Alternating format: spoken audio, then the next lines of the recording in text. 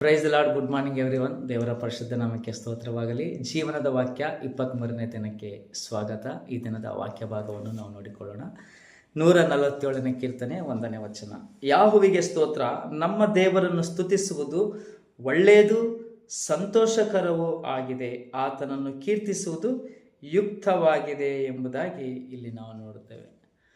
ಪ್ರಿಯ ದೇವರ ಮಕ್ಕಳೇ, ದೇವರು ನಮ್ಮನ್ನೆಲ್ಲ ಉಂಟು ಮಾಡಿದಂತಹ ಒಂದು ಉದ್ದೇಶ ಏನಂತ ನಾವು ನೋಡುವಾಗ, ನಾವು ನಮ್ಮ ಸೃಷ್ಟಿಕರ್ತನಾದಂತಹ ಯೇಸು ಕ್ರಿಸ್ತನನ್ನು ಸ್ತುತಿಸಬೇಕೆಂಬುದಾಗಿ, ಆತನನ್ನು ಆರಾಧಿಸಬೇಕೆಂಬುದಾಗಿ, ಆತನ ಪರಿಶುದ್ಧ ನಾಮವನ್ನು ನಾವು ಕೀರ್ತಿಸಬೇಕೆಂಬುದಾಗಿ ದೇವರು ನಮ್ಮನ್ನೆಲ್ಲ ಉಂಟು ಮಾಡಿದ.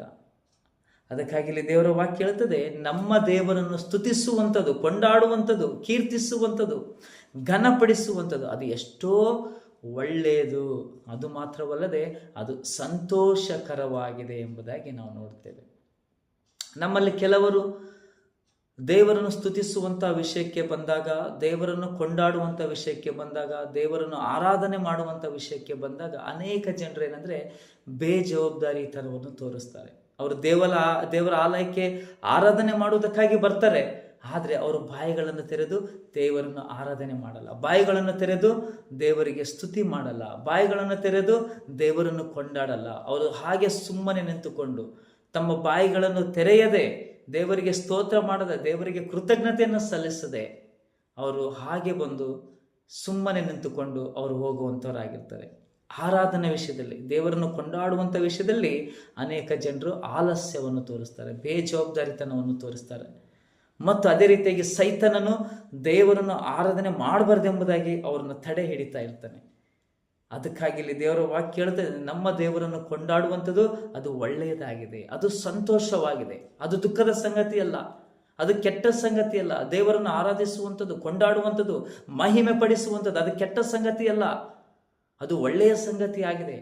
ದುಃಖ ತರುವಂಥ ಸಂಗತಿ ಅಲ್ಲ, ಅದು ನಮಗೆ ಸಂತೋಷವನ್ನು ಉಂಟು ಮಾಡುವಂಥ ಒಂದು ಕಾರ್ಯವಾಗಿದೆ. ಯಾಕೆಂದರೆ ದೇವರು ನಮ್ಮನ್ನು ಉಂಟು ಮಾಡಿದ್ದಾನೆ, ಆತ ನಮ್ಮನ್ನು ಸೃಷ್ಟಿ ಮಾಡಿದ್ದಾನೆ. ನಾವು ನಮ್ಮ ತಂದೆಯಾದ ದೇವರನ್ನು ಆರಾಧಿಸುವಾಗ, ಕೀರ್ತಿಸುವಾಗ ದೇವರು ಅಲ್ಲಿ ಏನಂದರೆ ಆತನಿಗೆ ಮಹಿಮೆ ಉಂಟಾಗುತ್ತದೆ.